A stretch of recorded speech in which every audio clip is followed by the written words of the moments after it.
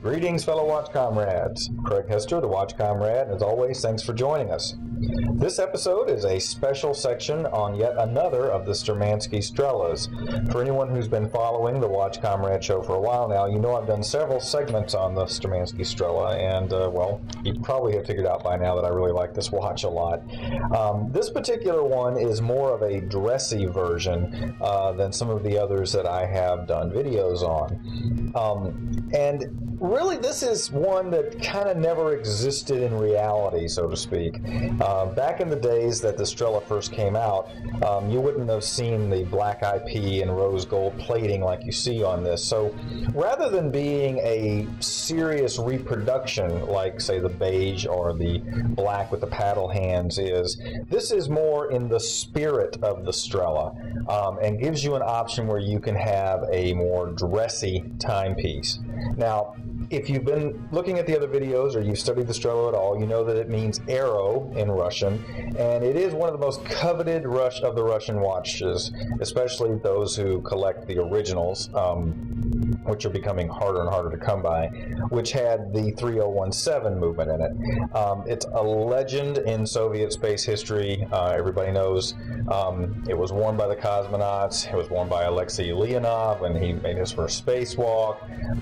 It was just a staple in the Soviet Air Force. In fact, when the first ones came out, which it was a 45-minute counter on there instead of the 30-minute like on the 3133, and it didn't have a date function.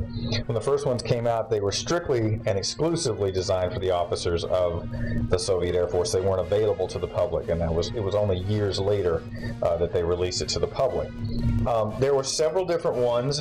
Many of them actually, still to me, I find surprising how dressy some of them were for what were really supposed to be military timepieces. There were really two sets of Strelas, the more dressy kind of almost even more everyday kind of a look to them, and the more very military ones, again, like say the black with the paddle hands.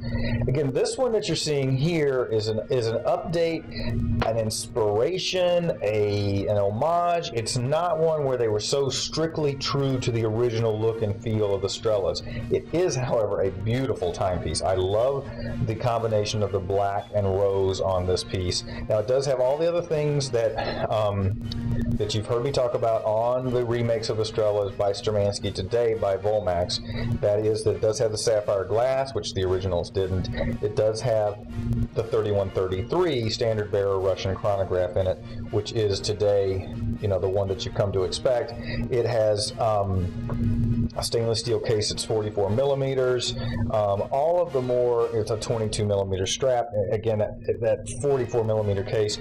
All of those more modern size and materials, but still with that retro look and feel. So there it is, the probably 6th or 7th Strela reissue that we've looked at, particularly in the Sturmanskie line by Volmax. As always, I'm Craig Hester, the Watch Comrade, and keep watching.